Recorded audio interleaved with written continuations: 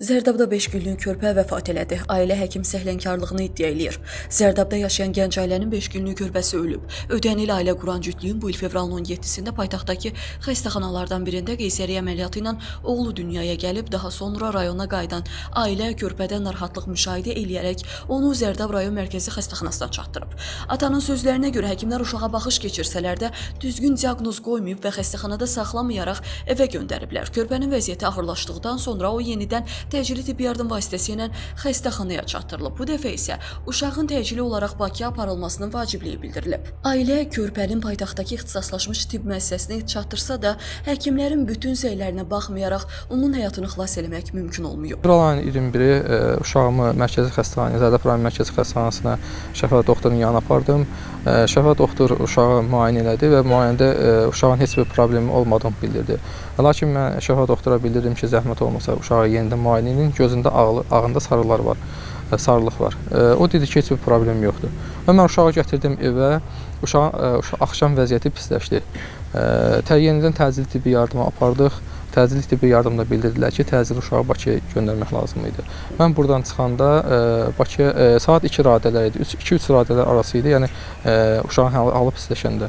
22-si günü səhər saat 6-7 arası Bakıya çatdıq. Xəstəxanaya yerləşdirdik, Omidi xəstəxanasına yerləşdirdik, Günlayla həkim idi. O bildirdi ki, uşağın beyni zədələnibdir. Bilirubini qalxıbdır 650-yə. Halbuki 150 olmaydı. Yəni ondan çox aşağı olmaydı.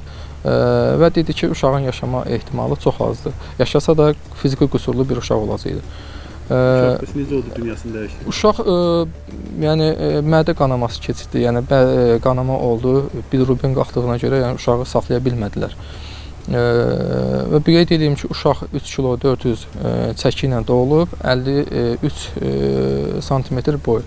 Və keçmiş analizlərdə də, yəni hamiləlik vaxtında analizlərdə, xəstəxanadan aldığımız analizlərdə uşağın sağlamlığında heç bir problem görünmür. Siz şikayətçisiniz, kimdən şikayətçisiniz? Mən Zərdab rayon mərkəzi xəstəxanasının həkimi, uşaq həkimi Şəfa doktordan şikayətçiyəm.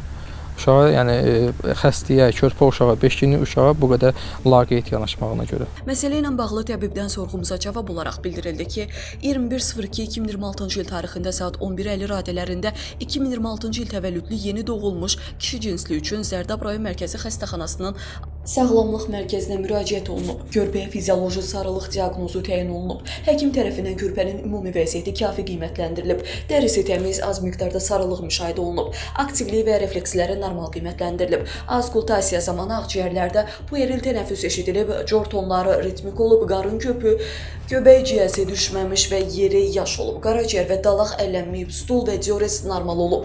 22.02.2026-cı il tarixində saat 02:40 radələrində körpə təkrar olaraq Zərdab rayon mərkəzi xəstəxanasının təcili tibbi yardım şöbəsinə daxil olub.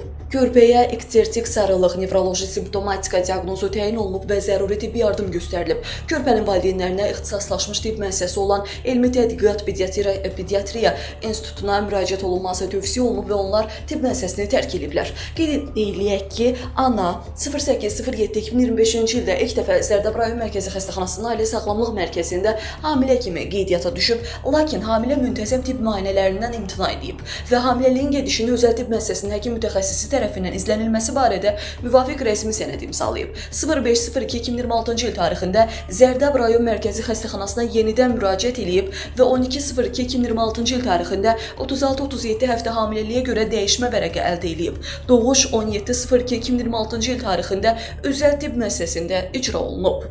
Aqilə Sədov, Ülviyə Orucova, Zərdab.